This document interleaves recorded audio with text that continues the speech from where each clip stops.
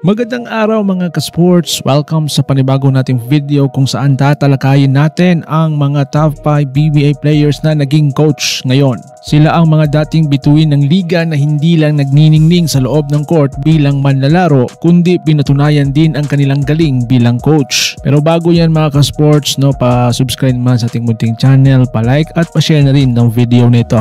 Salamat. Kung handa ka na mga ka-sports, tara na, simulan na natin. Para sa number 5, walang iba si Jeff Carriazo. Ay kilalang scorer noong panahon niya sa Alaska Milk at bahagi siya ng Grand Slam team ng Aces noong 1996. Pagkatapos ng kanyang matagumpay na playing career, naging head coach siya ng Alaska Aces at Rain or Shine. Bilang coach, dinala niya ang disiplina, fundamentals at triangle offense na natutunan niya kay Coach Tim Cone. Integrity and coming in every day with a purpose, doing the right thing always, not stepping on anyone's foot, and then learning to live by that. The easiest because it's easier maybe to go to others. Sometimes it's not the easiest because it's easier maybe to go to others. Para sa number 4, Norman Black. Isa sa mga pinakarespetadong pangalan sa PBA si Norman Black bilang import.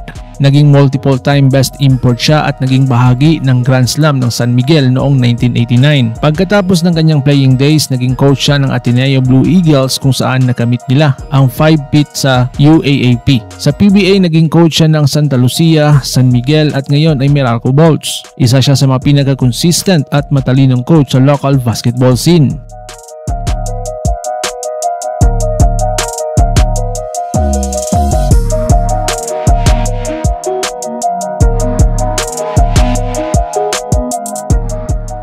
Sa number 3, Ato Agustin. Si Ato Agustin ay dating MVP ng PBA noong 1992 habang naglalaro para sa San Miguel Beerman. Kilala siya sa kanyang clutch plays at scoring ability. Pagkatapos niyang magretiro, naging coach siya ng San Sebastian sa NCAA at kalaunan ng San Miguel Beerman sa PBA. Noong 2011, pinangunahan niya ang SMB sa championship sa Governor's Cup. Mula player hanggang coach, si Ato ay tunay na winner.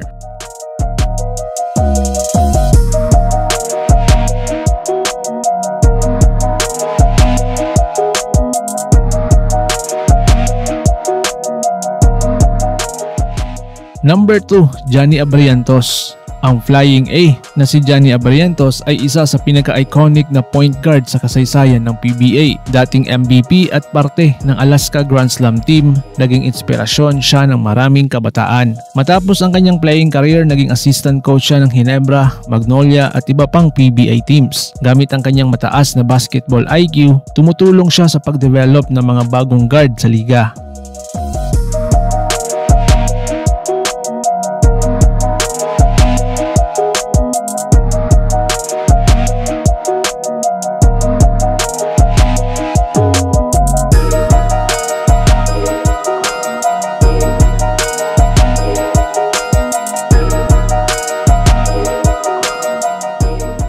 At sa ating number 1, walang iba, Robert Jaworski. Ang living legend na si Robert Jaworski ay walang kapantay pagdating sa legacy. Bilang player, kilala siya sa kanyang puso, tapang at never say die attitude. Pero hindi lang yan mga ka-sports. Siya rin ay naging player coach ng Ginebra San Miguel. Siya ang nagtatag ng kultura ng Ginebra team na hanggang ngayon ay buhay na buhay. Ang kanyang leadership sa on and off the court ay talagang kakaiba.